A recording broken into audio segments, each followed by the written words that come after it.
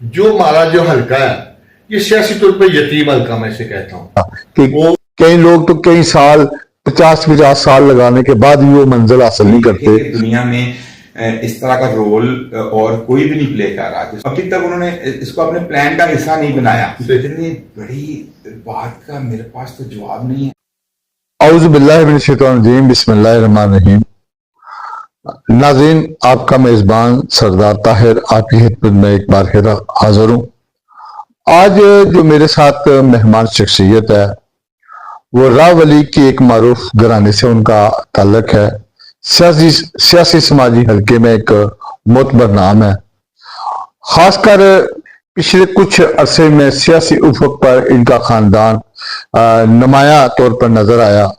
पाकिस्तान मुस्लिम league नून से इनका घराने का बेसिक ताल्लुक है और आजकल सियासी समाजी सरगर्मियों में पेश हैं। मैं उनको अपने तालिबे इल्मी जमाने से देखता हूँ कि उनके अंदर एक समाजी कामों का जज्बा था और खासकर गरीब घराने से, गरीब लोगों से उनका उठना बैठना मैंने देखा कि बचपन से था। और समाजी कामों में सोशल वर्कर के तौर पर पिछले 30 साल से उनको मैं इन्हीं गलियों महलों और मुख्तलिफ इशू पे बात करते मैंने देखा। तो आजकल वो कंटोनमेंट बोर्ड की सियासत में इन हैं और आने वाले कंटोनमेंट बोर्ड गुजरांवाला कैंट के मेंबर वार्ड नंबर 4 से उम्मीदवार हैं। मेरे साथ मौजूद हैं सियासी समाजी सरमद रजा नाइक साहब, जिनसे हम मौजूदा सियासी सूरत के हवाले से बात करेंगे। बहुत शुक्रिया नाइक साहब आपका खुसूसी टाइम देने का, आज का बहुत शुक्रिया आपका। इसमें शुक्रिया लिया बात। ठीक है समक भाई, ये बताएं कि आप बेसिकली आपने अपनी अमली जिंदगी तालिबे इल्मी के जमाने से ही सोशल वर्कर के तौर पर गुजारी और सियासत और सोशल वर्कर का दामन चोली का साथ है। कैसे सियासी जिंदगी के अंदर कदम रखा, क्या सोचा कि अब कुछ करने का जो जज्बा है वो तो आपके अंदर बचपन से मैं देख रहा हूँ। जी हाँ, ये बस मैंने तो देखा बचपन में अपने वालिद साहब को देखा कि वो अपने गिरदोनवा के लोगों के साथ बड़ा अटैच रहते थे और उनके साथ मिल के काम करते थे। उनकी साथ मिलजुल के रहने का उनका जो एक तरीका था, उसी की तरह मुझे अपने गिरदोनवा के साथ जुड़े रहने का एक आदत थी। ठीक है, पड़ गई। ठीक। अच्छा, मैंने आपने देखा आप बहन भाइयों ने भी बड़ी मेहनत की सोशल वर्कर के तौर पर। अल्लाह ताला ने आप पे खास करम है। आपकी बड़ी सिस्टर इस वक्त एक पंजाब के अंदर एक बड़ा जिम्मेदारी निभा रही हैं, सलमा भट्ट साहिबा। उनको भी आपने देखा, उनके साथ मिलकर आपने अमली जद्दोजहद भी की सियासी समाजी। क्या कहेंगे इस हवाले से? वो मेरी छोटी बहन है, छोटी, वो मतलब बहुत टैलेंटेड है। वो बचपन में ही हमसे ज्यादा थी वो टैलेंटेड। ठीक है, मुझे याद है कि बचपन में एक बार मैंने उसको चैलेंज कर दिया कि मैं तुमसे ज्यादा कुछ कर सकता हूँ। ठीक है, तो बात यहाँ पे आगे तय हुई कि हम ठीक है दौड़ की रेस लगा सकते हैं। हाँ, अच्छा, तो मेरा ख्याल था कि मैं जीत जाऊंगा, लेकिन जब हमने दौड़ स्टार्ट की तो वो इतनी तेज दौड़ी और इतनी जल्दी मेरे से बहुत आगे गुजर गई कि मैं यकीन करें मैं बेबस हो गया। ठीक है, मैंने माफी मांग ली। मैंने कहा कि तुम ग्रेट हो, मतलब मैं जो है ना सरेंडर करता हूँ। ठीक है, तो वो उसके अंदर बचपन से ही कोई एक चीज थी जो जज्बा और जीत का एक जो जज्बा था था। अच्छा, एक चीज मैंने आपके वालिद के अंदर भी देखी, आप बहन भाइयों में भी आपके अंदर लड़की और लड़के की तफरीक नहीं कभी की गई। हमेशा जिसके अंदर टैलेंट हुआ, खास के बेटियां या बेटे के दरमियान, ये तफरीक आपकी फैमिली के अंदर मैंने नहीं देखी। आपके वालिद ने की, अपनी बेटियों के साथ ही वही किया जो आपके साथ था। आपसे बढ़कर मैं समझता हूँ कि बाद जगह पे उन्होंने अपनी बेटी की सपोर्ट की। हाँ जी, मेरा था कि कोई भी इंसान तो होता है क्या, जो इंसानी जिसके अंदर कोई कदर और जज्बा होता है वो इंसानों को इंसान ही समझता है, क्योंकि इंसान तो एक जैसे होते हैं। لیکن کچھ علاقوں میں کچھ رسم و رواج اس طرح کے بنے کہ جب کبھی مردوں نے کہیں پہ جارہ داری بنا دی اس کی وجہ سے ایسا ہوا. لیکن جو مجھے لگتا ہے کہ انقلابی لوگ ہوتے ہیں اور جو سمجھدار لوگ ہوتے ہیں اور جو سوچنے سمجھنے والے یا درد دل رکھنے والے لوگ ہوتے ہیں تو وہ اس چیز کو ترک کر دیتے.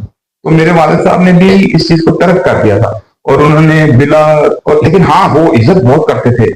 ایک بات ہمیں بڑی سختی سے کہی کہ کبھی کسی عورت پہ ہاتھ نہیں اٹھا.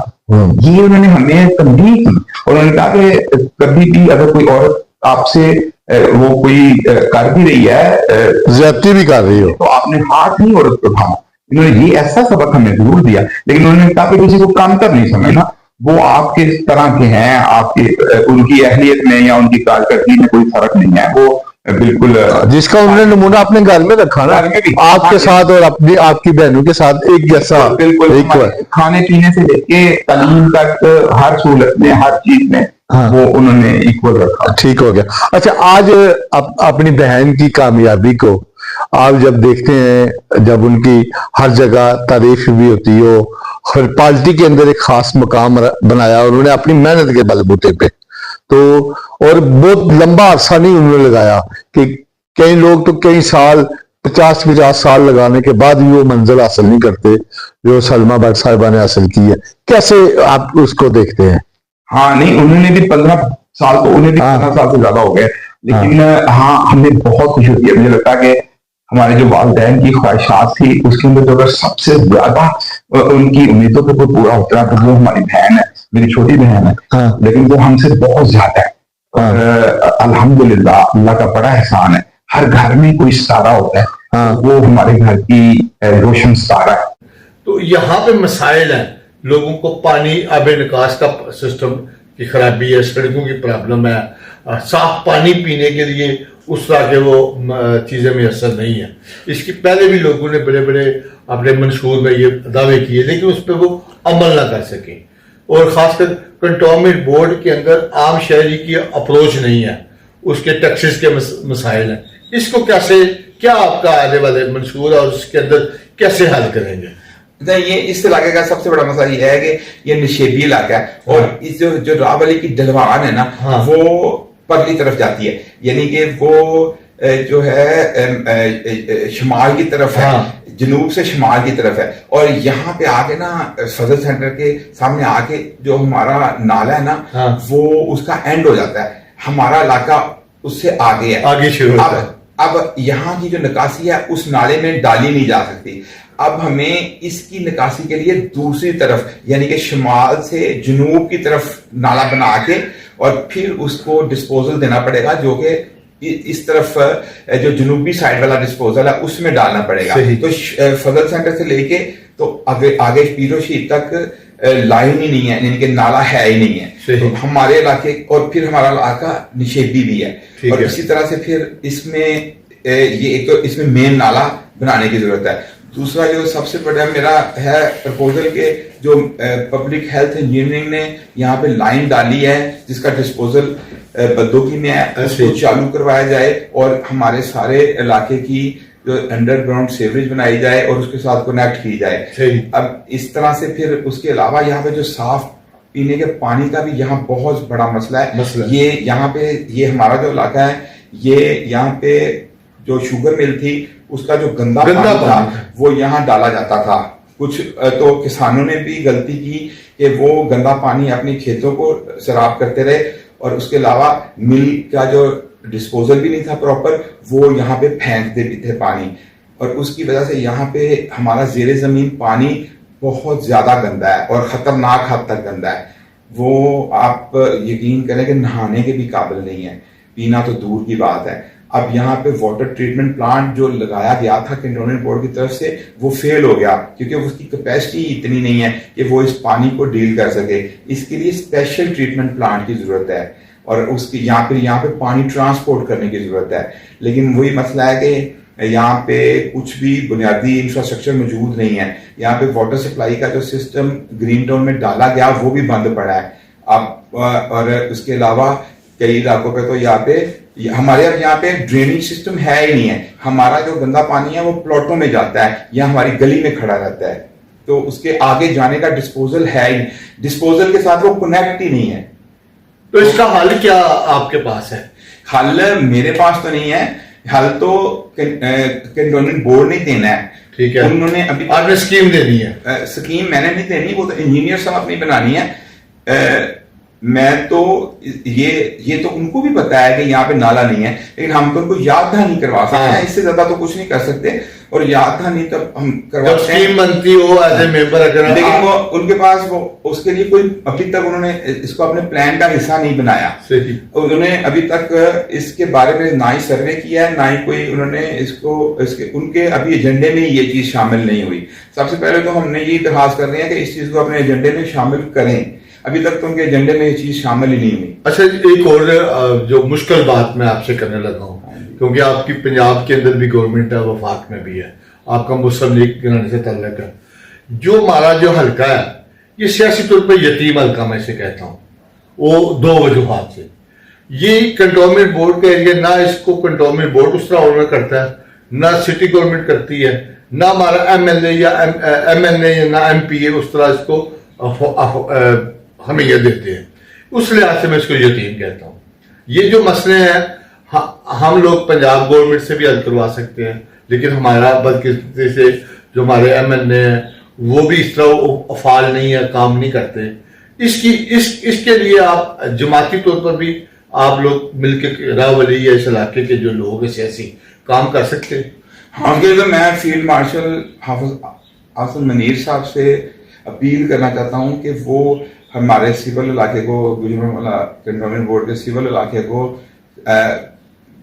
اس میں سے کنٹونمنٹ بورڈ میں سے نکال کے تو دوسری لوکل گورنمنٹ میں شامل کر دیں، تاکہ ہم وہاں کی سہولیات سے جو ہے استفادہ حاصل کر سکیں. کیونکہ یہ ایک وفاقی ادارہ ہے تو کینٹ میں اتنا یہاں پہ فنڈ اکٹھا نہیں ہوتا کہ ہمارے کام ہو سکیں. اور پنجاب حکومت کے ہم ایریا میں نہیں آتے، وفاقی حکومت کے جو فنڈ آتے ہیں وہ کنٹونمنٹ بورڈز کے لیے نہیں ہوتے. کنٹونمنٹ بورڈ جو ہے وہ صرف اپنی کلیکشن اکٹھی کر کے اس میں کام کرنا ہوتا ہے، وہ کلیکشن ہی نہیں ہوتی. یہاں پہ لوگ بلڈنگ ٹیکس نہیں دیتے، کمرشل ٹیکس اکٹھا ہوتا ہے، اس سے بڑی مشکل سے کنٹونمنٹ بورڈ خود چلتا ہے، ہمارے حصے کچھ بھی نہیں آتا.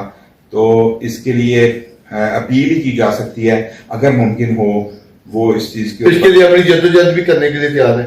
عملی جدوجہد کیا کرنی ہے، ریکویسٹ ہی کرنی ہے نا. ہم نے تو ان کو ہم درخواست لکھیں گے، ان کے پاس جانے کی کوشش کریں گے اور آپ کے پروسیس سے بات پہنچانے کی کوشش کریں گے. اگر اس کی اوپر فیزیبلٹی اگر بن سکتی ہے تو ہماری درخواست ہے کہ وہ اس کو سیپریٹ کر دیں، کیونکہ پہلے منڈیالے کو بھی سیپریٹ کیا گیا ہے. اسی طرح سیپریٹ کیا تو جا سکتا ہے اگر ان کے لیے کوئی رکاوٹ نہ ہو. تو یہ تو زیادہ بہتر تو وہی جانتے ہیں جو سیول ایریا ہیں ان کو باہر نکال دیں، کنٹونمنٹ بورڈ سے نکال دیا جائے. ہاں جی، اور یہاں کم سے کم جو چیک پوسٹ سے باہر ایریا ہیں جی ٹی روڈ کو، جی ٹی روڈ والے ایریا کو نکال دیا جائے، یا کچھ اس کی کوئی کوئی کام کر دے نا. ہاں جی، کچھ نہ کچھ اس کے بارے میں جو ممکن ہے اور جو وہ بہتر آپ سمجھے کہ وہ واحد حل ہے کہ اس علاقے کے مسائل. واحد حل تو نہیں ہے، لیکن یہ بھی ایک حل ہے. جی بالکل. جی بٹ صاحب، اب بات کرتے ہیں آپ کے حلقہ کنٹونمنٹ بورڈ کا جو ہے چارٹ، جس سے آپ الیکشن میں آنے والے انتخابات میں حصہ لینے کے لیے آج کل مہم بھی کر رہے ہیں، لوگوں کے ساتھ مل بھی رہے ہیں. اب شروع سے مل رہے ہیں، لیکن وارڈ نمبر 4 کا انتخاب کیا سوچ کے کیا؟ یہ تو ایک مسائل کا گڑھ حلقہ ہے اور یہاں پہ آپ کی کوئی برادری بھی نہیں ہے، لوگ برادری ازم پہ بھی الیکشن لڑتے ہیں. تو آپ کیا سوچ کے وارڈ نمبر 4 سے الیکشن لڑتے؟ دیکھیں، میں نے یہ فیصلہ نہیں کرنا کہ میں نے کس وارڈ سے الیکشن لڑنا ہے. آپ جس وارڈ کے رہائشی ہوتے ہیں، جہاں پہ آپ کا ووٹ ہوتا ہے، آپ نے وہاں پہ الیکشن لڑنا ہوتا ہے.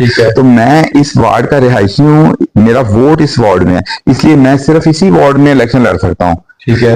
تو لوگ تو الیکشن کے لیے دوسری وارڈوں میں بھی ووٹ چینج کروا لیتے ہیں. ہاں، تو وہ تو پھر میرا بھائی علاقہ وہ ہے، آپ وہاں رہتے تھے، ہم اسی سے وہاں سے لڑیں گے. الیکشن لڑنے والے تو ڈی سی کالونی میں رہنے والے जहाँ के गड़ी मतलब रोड बनवा देते हैं, ये तो सियासी बात है ना।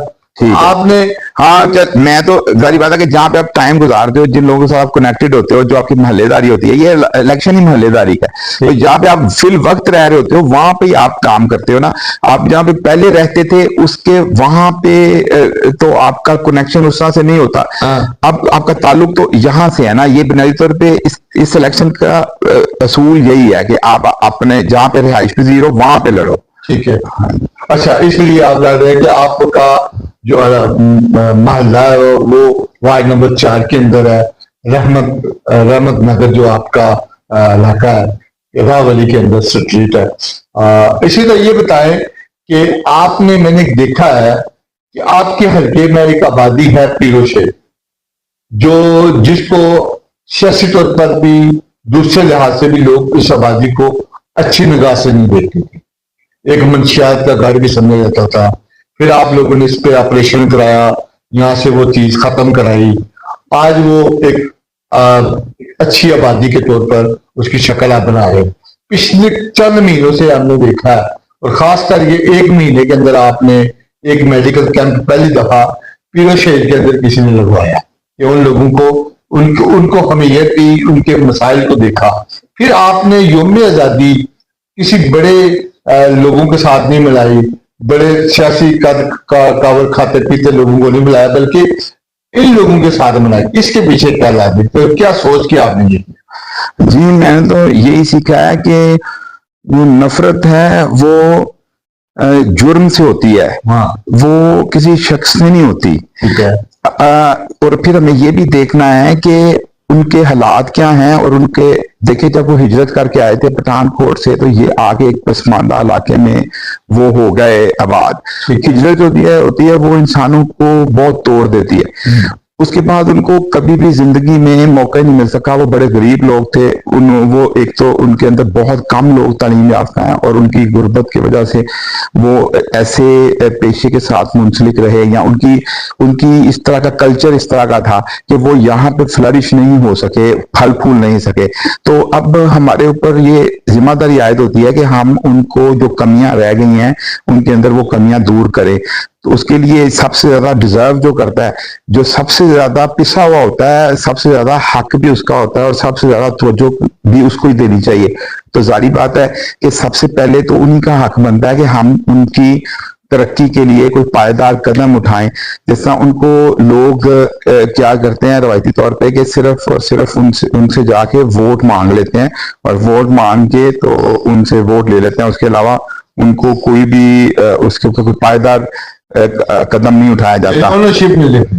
तो मेरी यही कोशिश है कि मैं उस इलाके में कोई ऐसा पायदार काम करूं जिससे उनके आने वाले दिनों में उनके हालात बेहतर हो सके, और वो एक डगर पे चलें जिसके जरिए उनका आने वाला जो कल है वो बेहतर हो सके। और इसी तरह से अब आप देखें कि बुनियादी तौर पे मेरा मिशन ही ये है कि पायदार तरक्की का जो है यहाँ पे आगाज किया जाए। पायदार तरक्की के लिए जरूरी है कि पायदार कदम उठाए जाएं। जिस तरह अगर हम यहाँ पे कूड़ा समेटने की बात करते हैं, तो उसके लिए मैं कहता हूं कि उसके लिए जीरो वेस्ट मैनेजमेंट हमें लागू करनी चाहिए कैंटोनमेंट बोर्ड के एरिया में। उसको हमें शुरू करना चाहिए, और कैंटोनमेंट बोर्ड से भी दरखास्त है कि वो जीरो वेस्ट मैनेजमेंट को लागू करवाए। जब तक पूरी दुनिया ने ये मान लिया कि जब तक जीरो वेस्ट मैनेजमेंट को लागू नहीं किया जाएगा, कानून उसके ऊपर बनाएं और कानून को लागू करें कि कोई भी शख्स कूड़ा मिक्स करके घर से बाहर नहीं फेंकेगा, या किसी सैनिटरी वर्कर को भी नहीं देगा, किसी कूड़ा दान में भी नहीं फेंकेगा। पहले उसको सेग्रीगेट करेगा, उसको सेग्रीगेट करके जिस कूड़े से कंपोस्ट बन सकती है कंपोस्ट बनाएगा, और जिससे रिसाइकल जो हो सकता है उसको रिसाइकलिंग के लिए देगा। तो ये आयद होती है जिम्मेदारी एक फर्द पर और एक शहरी पर। जो कूड़ा पैदा करता है सबसे पहली जिम्मेदारी भी उसी की है कि वही उसको समेटे। तो इसके लिए अदारे का काम है कि वो लॉ इम्प्लीमेंटेशन करे और इस चीज को इन्फोर्स करे और यकीनी बनाए, ताकि यहाँ पे कूड़े के ढेर खत्म हो सके। अब आप जब भी शिकायत करते हैं कैंटोनमेंट बोर्ड को, तो वो आके ऊपर से कूड़ा उठा के ले जाते हैं, लेकिन जो ढेर है वो तो खत्म नहीं होता। और अगर टनों के हिसाब से जो ढेर लगे हुए हैं कूड़े को उसको उठाएं, तो वो फिर 6 महीने में फिर दोबारा वो ढेर बन जाएगा। तो अब ढेर बने ही ना, उसके लिए हमें काम करने की जरूरत है।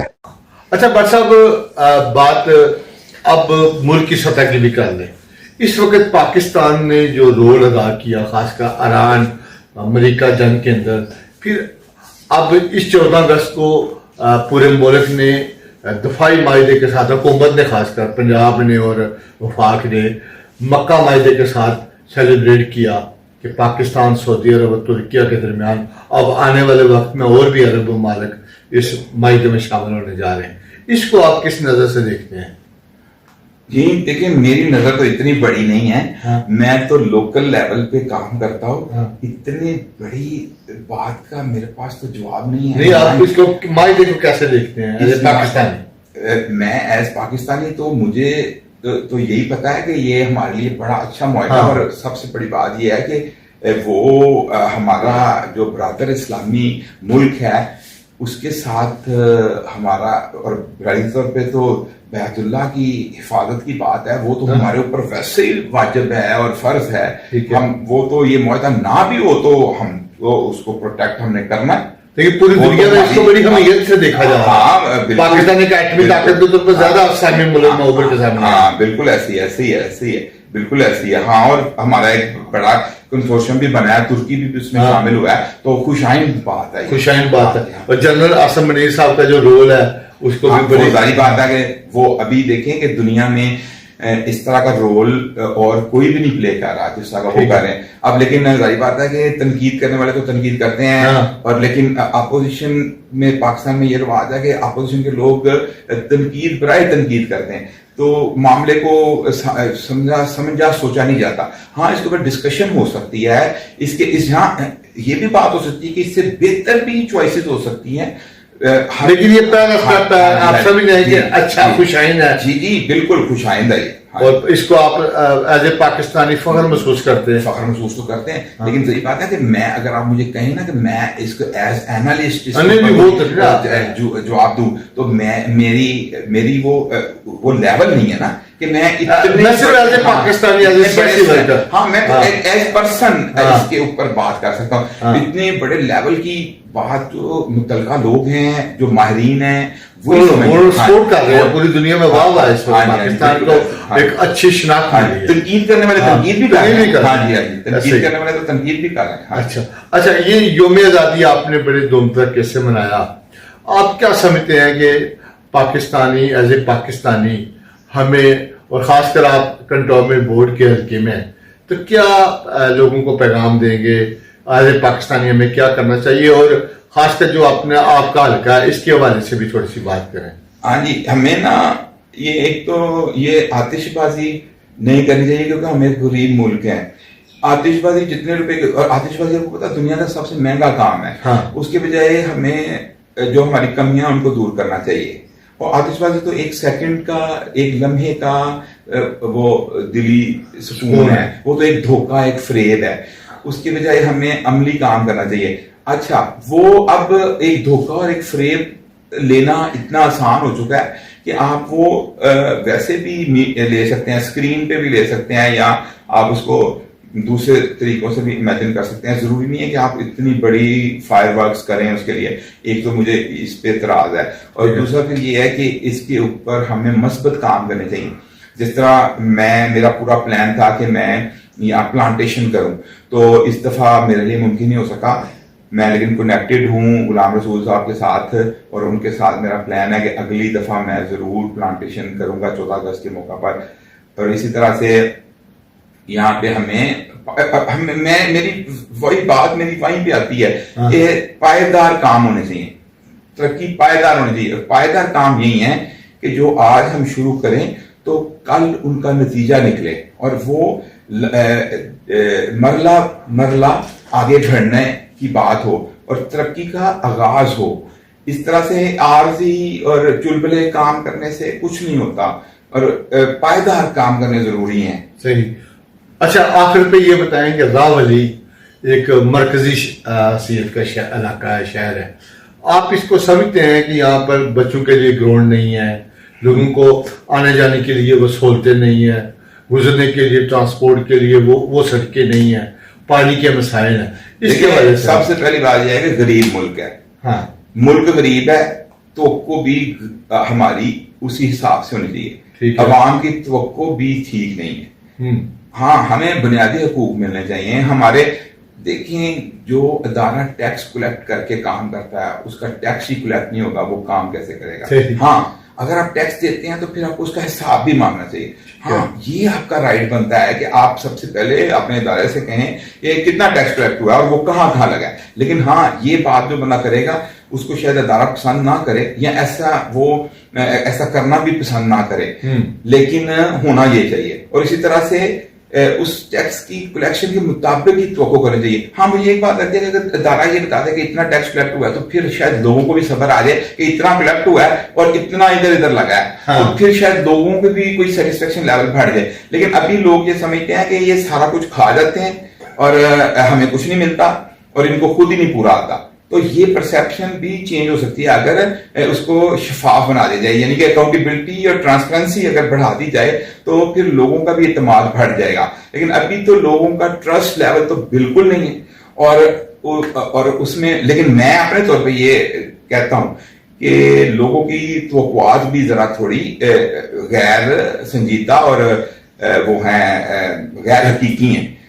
اب اس میں ظاہر بات ہے کہ پلینگ گراؤنڈ ہونا چاہیے، ظاہر بات ہے کہ ہر سہولت ہونی چاہیے، لیکن ہونی تو ہماری جو مجموعی آمدنی کے مطابق ہی ہونا ہے نا. ہماری جتنا ٹیکس کلیکٹ ہوتا ہے. بٹ صاحب آپ کی بات ٹھیک ہے، لیکن جو بنیادی سہولت ہے، پارک ہونا چاہیے چھوٹا سا، یا ہاسپٹل نہیں ہے، 1.5 لاکھ کی آبادی ہے کنٹونمنٹ بورڈ کی، یہاں پہ یہ بنیادی سہولت ہے ایک عام شہر. تو سر وہ ٹیکس منی سے ہی ہے نا. لیکن 78 سال ہم نے گزار دیے. سر کنٹونمنٹ بورڈ نے کوئی مل نہیں لگائی ہوئی کہ جس کی آمدن سے انہوں نے پارک بنانا ہے.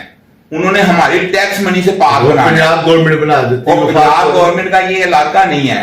اب وہ یہی ہے، بہانہ ہے یہی ہے. نہیں بہانہ نہیں ہے، یہ حقیقت ہے. ہاں جی ہمیں یہی میں عرض کر رہا ہوں کہ لوگ بھی اپنی توقعات ٹھیک کریں. پچھلے دنوں میں مسلم لیگ نون نے اسپورٹس سٹی کا ایک اناؤنسمنٹ کی، بن بھی رہا ہے. جی بالکل اسی طرح ٹھیک ہے، وہ بنا سکتی ہے، وہ خود جو چاہے بنا سکتی ہے، لیکن اس پہ جو لوکل گورنمنٹ کے کام ہے وہ اس پہ لاگو نہیں ہوتے. وہ جو جتنے مرضی پروجیکٹ یہاں پہ کرے. لیکن جس طرح سے یہاں پہ جس علاقے میں ہم بیٹھے ہوئے ہیں یہاں پر بھی ہمارے ایم ایل اے صاحب نے ایک گرانٹ دی ہے جس کے نتیجے میں یہاں پر ساری گلیاں تعمیر ہوئی ہیں. یہاں پہ بھی گلیاں موجود نہیں تھی. یہ یہاں سے پچھلے 20 سال سے یہاں پر گلیاں موجود نہیں تھی اور کنٹونمنٹ بورڈ کے پاس فنڈ نہیں تھا یہاں پہ گلیاں بنانے کے لیے. تو وہ وفاقی حکومت کے ہمارے M L A Mahmood Bashir Virk صاحب کے فنڈ سے یہاں پہ انہوں نے ہمیں گلیاں بنا کر دی ہیں. لیکن وہ بات ٹھیک ہے لیکن ان پہ لاگو نہیں ہوتا. اور پھر یہ کہ لوگ اگر کہیں کہ ہم اس کو پیرس بنا دیں تو یہ لوگ تو غلط ہے.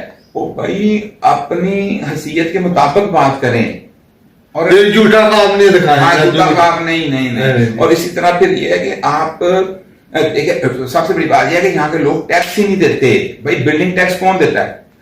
نقشہ پاس نہیں کراتے. ہاں نقشہ پاس تو چلیں زبردستی کروا لیتے ہیں، لیکن آپ 100 بندہ مجھے اکٹھا کر دیں جس نے اپنا بلڈنگ ٹیکس جمع کرایا ہر سال کا کرایا ہو. ٹھیک ہو گیا جی. آخر پہ کوئی پیغام ایز اے کنٹونمنٹ بورڈ ایریے کے اپنے دوستوں کو، یہاں کے رہائشیوں کو کیا دینا چاہیں گے؟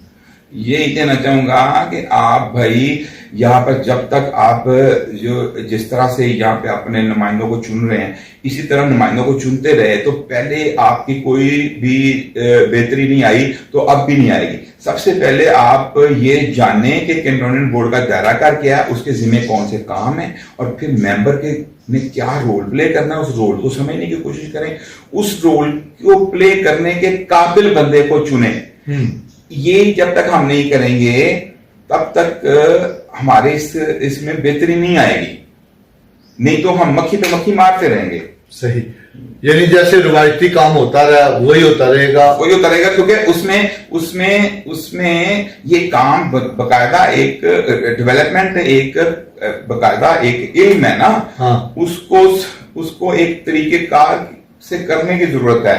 اس کے اوپر آپ کے اندر سکل ہونا چاہیے، آپ کے پاس انفارمیشن ہونی چاہیے، آپ کو وہ کام آتا ہونا چاہیے اور عوام کو بھی پتا ہونا چاہیے کہ ممبر کی کیا کردار ادا کرنا ہے، اس کو کس سکل کی ضرورت ہے اور وہاں پہ اس نے پرفارم کیا کرنا ہے. مطلب شاید میں الفاظ شاید مجھے عام فہم الفاظ میں اگر میں بالکل سادہ جو ہمارے ووٹر ہیں ان سے بات کروں تو میں ان کو یہ کہوں گا کہ اگر آپ نے جوتا مرمت کرانا ہے تو موچی سے کروائیں. آپ اگر جوتا مرمت کرانے کے لیے ڈاکٹر کے پاس چلے جائیں گے تو وہ نہیں کر پائے گا, اور اگر آپ دوائی لینے کسائی کے پاس چلے جائیں اور جو ہے آپ دوائی لینے کے لیے موچی کے پاس چلے جائیں تو آپ کا کوئی بھی کام نہیں ہونا.